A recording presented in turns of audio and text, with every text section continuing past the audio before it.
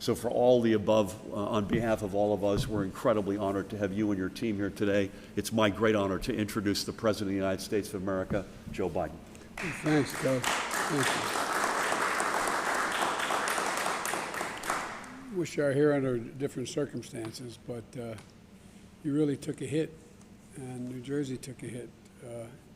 Parts of my state as well, but New Jersey, New York in particular. And I want to begin by thanking Senator Booker for all the work he's doing in the Senate trying to get this infrastructure and other the things we have to do to not just build back, but build back better than it was before. And I want to thank Representative Watson. And now, am I in your district or am I in? I'm in Tommy's district. In the moment, okay, we're right on the line. Yeah, I think that's true, and you also have one of the best state police forces in the nation. I'm a big statey guy, and so is Delaware. But thank you very much for all you do. Look, to the local officials, the mayors and the county commissioner, you really get hit first. They come to you first. They want to know what's going on, what you can do to help them. And in some cases, even with search and rescue, you have some of the least reach in terms of the availability of resources. And the one thing I will say, and I really want to thank my FEMA director, she's done one thing that, and we had a great FEMA director in the past as well, that makes it work. When you get local, state, and federal working together, it is more than 3 times. It's like 10 times what it would be if just having one moving. And the losses that we witnessed today are profound. Dozens of lost lives, homes destroyed in Manville, including by gas leaks triggered by the flooding, damaged infrastructure, including the rail system. And my thoughts are with all those families affected by the storms and all those families who lost someone they loved. And understand there's still 2 people missing, or? 4 people still missing. And I especially want to thank, and it's an overused phrase, but the brave first responders. We have who have exemplified the courage both in New Jersey and next door in New York. They've done an incredible job. And we're working closely with Governor Murphy. We're going to continue to do so. I'm here to see firsthand what the damage is and find out directly from you all what is most needed. Now look, FEMA has been, I hope, as responsive as we've intended them to be, and I'm sure they have. 132 personnel from FEMA so far, including federal search and rescue teams, including 60 individuals, incident management assistant teams of 20 people to support these response operations, and mobile emergency response support teams, 6 of them, to provide communication and logistics support.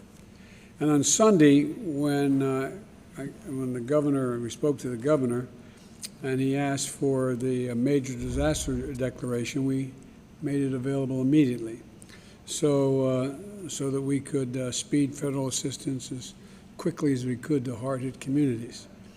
FEMA administrator was on the ground here in New Jersey yesterday, I believe, to assess the damage. She's visited 2 communities, Mullica Hills and Winona, hit by the tornado, and was on the ground just, for over 13 miles. That was on the ground, that tornado, those tornadoes. HHS secretaries work with the state to make sure folks on Medicare, Medicaid get the emergency care they need now. And we're going to make sure the relief is equitable so that those hardest hit get what they need. And we know there's a lot more to do, and that's why we're here. For decades, scientists have warned of extreme weather would be more extreme, and climate change was here, and we're living through it now. We don't have any more time. I hope no one, I've been on the telephone or on the road an awful lot between California, Idaho, New Orleans, not New Orleans, Louisiana, but in New Orleans, Mississippi, and, here. I mean, every part of the country is getting hit by extreme weather. And we're now living in real time what the country's going to look like. And if we don't do something, we can't turn it back very much, but we can prevent it from getting worse. And so we're all in this together, and we've got to make sure that we don't leave any community behind. And it's all across the country. The members of Congress know from their colleagues in Congress that, looks like a tornado, they don't call them that anymore, that hit the crops and wetlands in the middle of the country, and Iowa and Nevada, and I mean, it's just across the board. And, as I said, we're in this together. And so one of the things that today I'm going to ask you about when we get into this, some question and answers here, is about how we're going to build back. And we're going to build back realizing what the status of the climate is now, what the trajectory of it is going to be. And we can no longer, we all know, we can't just build back to what it was before. Whatever damage done in New Jersey, you can't build back and restore what it was before. Because another tornado, another 10 inches of rain is going to produce the same kind of results. So I want to talk a little bit about the specifics about the things you think you would need, not just to get back to normal, but to get back to a place where if it happened again, the damage would be considerably less. That's what this is all about, in my view. This is an opportunity. I think the country's finally acknowledged the fact that global warming is real and it's moving at an incredible pace. And we've got to do something about it. I'm going to be going from here to at the COP29 in Glasgow for the world meeting together and how we're going to deal with climate change. And I think we're at one of those inflection points where we either act or we're going to be in real trouble. Our kids are going to be in real trouble. So I want to thank you, and I yield back to you, Gov. Thank you, Mr. President. Amen to all. And again, we can't thank you enough for being here, for all your support. Another person who we're going to hear from next has been there for us, and Deanne Criswell, who's the administrator for FEMA. We've had a lot of conversations over the past several weeks, harking back to Henri, which also wreaked some havoc in New Jersey, but nothing like Ida. Madam Administrator, it's an honor to have you here. Thank you, Mr. President. Thank you, Governor. And thank you to all the elected officials, commissioners, and mayors that are here today.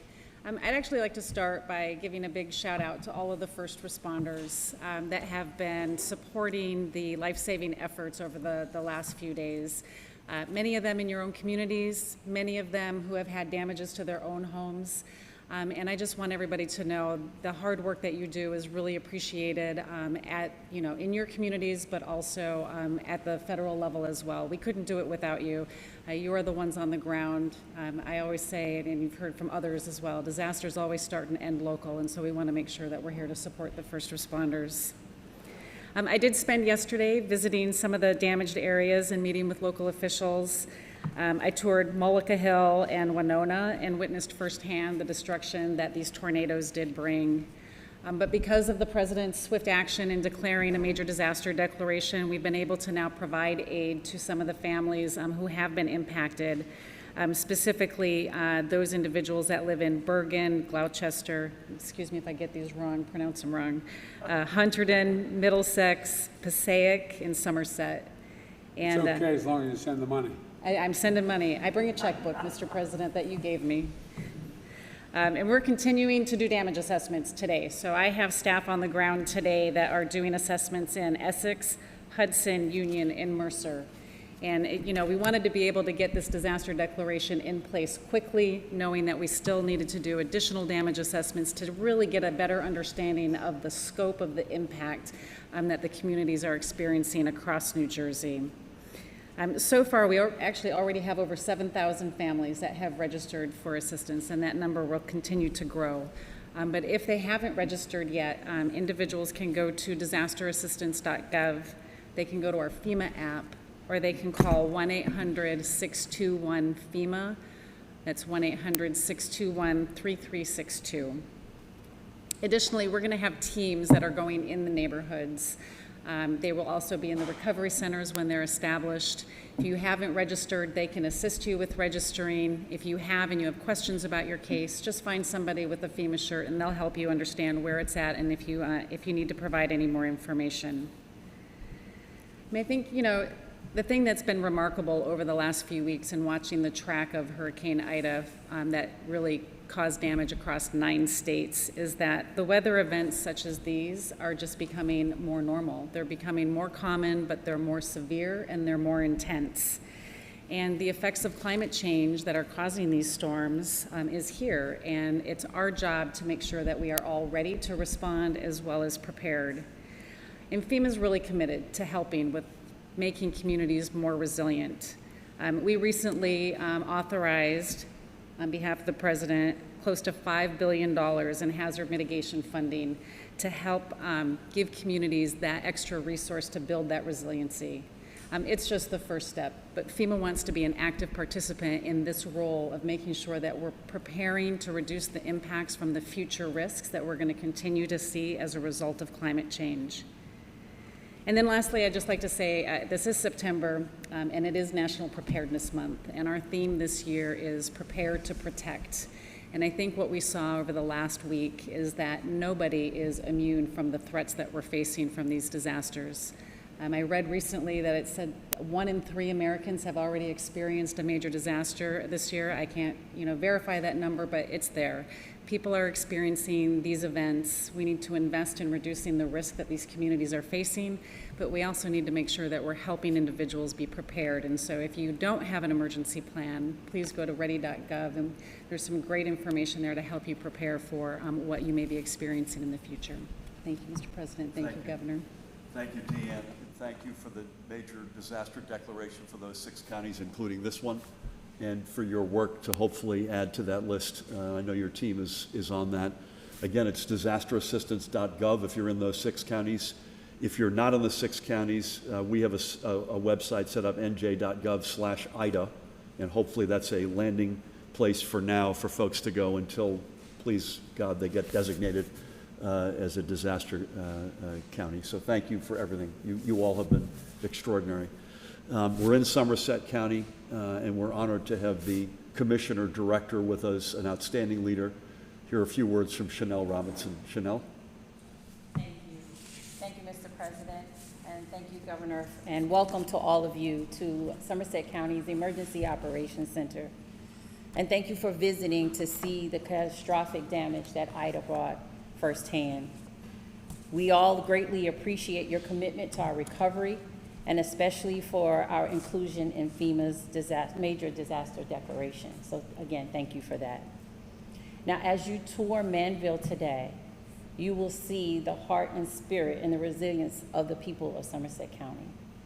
You will see the devastation that Ida brought, but nevertheless, we will continue to do and build a better and stronger community.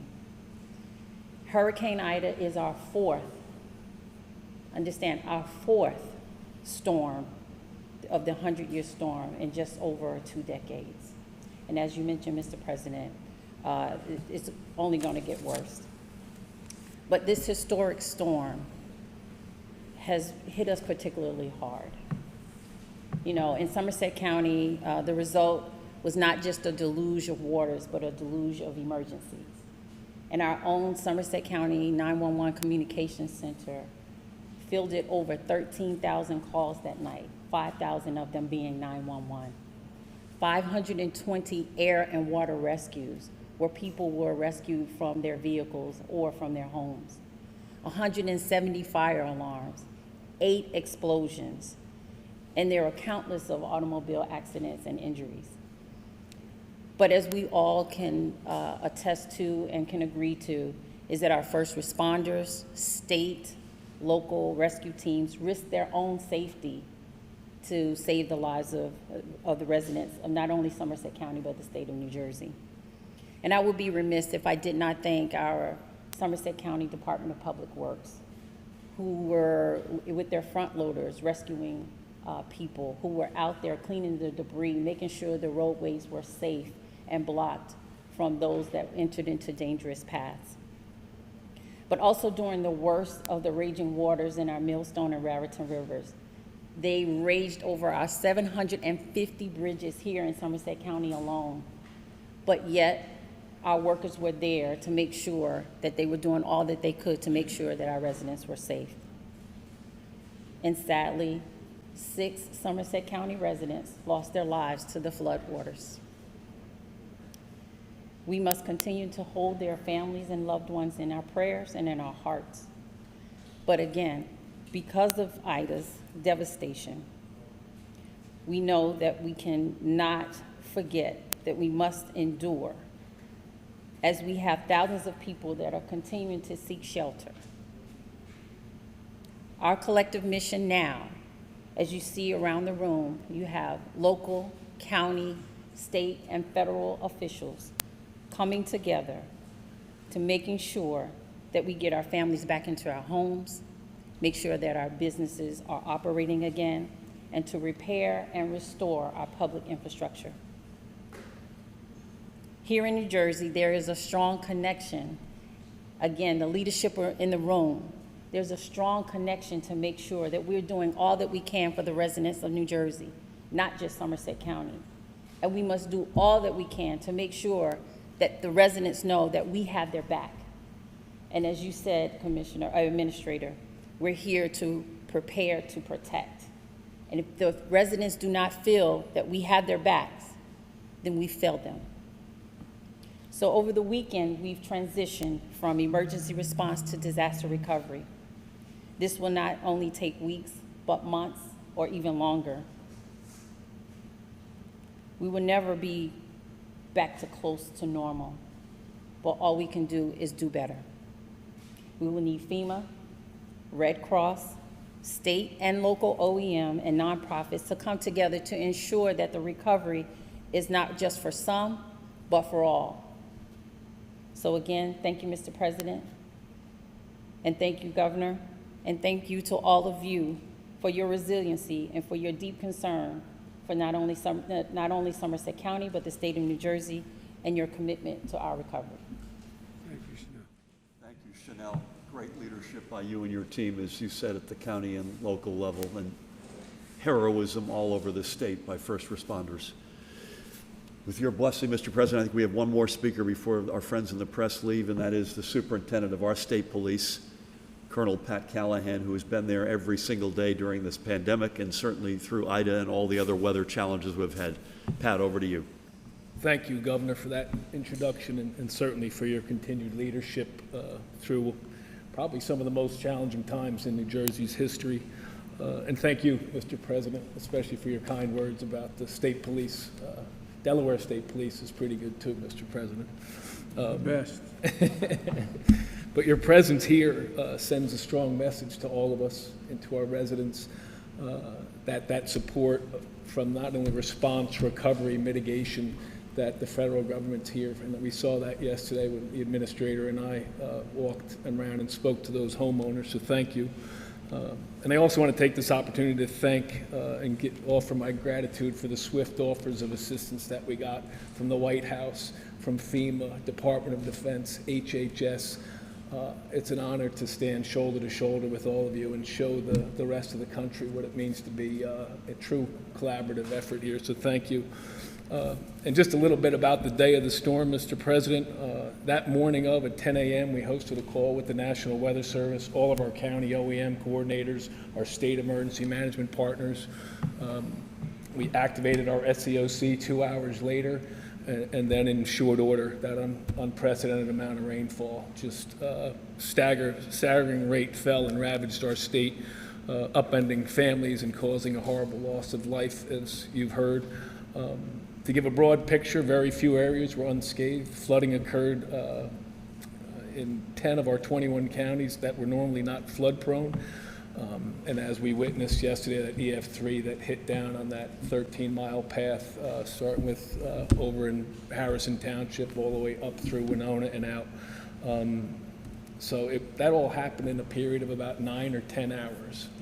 Almost 3 months of rain in about 5 hours, just unprecedented. The rivers exceeded their levels even today. The Passaic River is not expected to fall below flood stage until tomorrow. We might even be expecting some rain tomorrow, which we're keeping an eye on, as you could well know. And Mr. President, while we prepared our roadways, we cleared storm drains and debris. The amount of rainfall was overwhelming. Whole roadways were actually swept completely away. Motorists were stranded for hours, and as you know, sadly, some of them never made it home. Our search and rescue personnel, just at the state level alone, had 543 rescues, and collectively, our local first responders, to your point, more than 3,500 rescues in that time, leaving their own families, leaving their own homes, and our missing persons operations are still ongoing for those 4. The preliminary damage assessments have been happening at a rapid rate, and as we know that those 4 additional counties that we're hopefully going to get there, so thank you for that. The debris removal costs alone for this one are going to be staggering, as everybody in the room knows, and some of our most economically vulnerable populations have been hit the hardest, with many individuals who lost their homes, they lost their vehicles, and they lost their jobs, all in that 10-hour period. Shelter is going to be a need, temporary housing, the debris removal, and sadly unemployment and funeral assistance for several of those families. But I would like to point out that the damage that we witnessed probably would have been significantly worse if it wasn't for the mitigation efforts that New Jersey had in place for the past several years, thanks to our partnership with FEMA. In New Jersey, we have a return of $6 in savings for every dollar spent from our mitigation. I think that puts us in the top 5 of the 50 states, which is pretty phenomenal. So that's under Governor Murphy's leadership. Our climate and flood resilience program and Interagency Council on Climate Resilience is undertaking bold and comprehensive actions to ensure that our communities and infrastructure are more resilient for future storms. And I know that's what you spoke of in your remarks. That resiliency can't mean bouncing back. Resiliency has to be bouncing forward because these storms are going to keep coming. So investing that federal funding in our state will certainly ensure that we're building a better nation together, and I know that that's a priority for you and your administration. So in closing, I echo the governor's remarks in welcoming you here to New Jersey. While I certainly wish it were under different circumstances, but having lived your life in our neighborhood, you know that we're a strong, resilient people in a tough state, and together I know that we're going to get our families and our citizens back and forward from where we need to be. So thank you, sir. It was an honor. Thank all your troopers for us, too, will you? For real. Pat, thank you. And it has to be said, Mr. President, and I think the mayors who will hear from in a minute, as the press, I think, with your blessing, are going to depart, if I've got that right. Okay. Every loss of life is a tragedy, never mind 27 and 4 missing, but literally thousands of rescues, heroic, off of rooftops, out windows, off of cars, the roof of cars. The stories are overwhelming, and whether it's the state troopers, whether it's county or local first responders, the heroism was overwhelming and kept this awful tragedy from being a lot worse.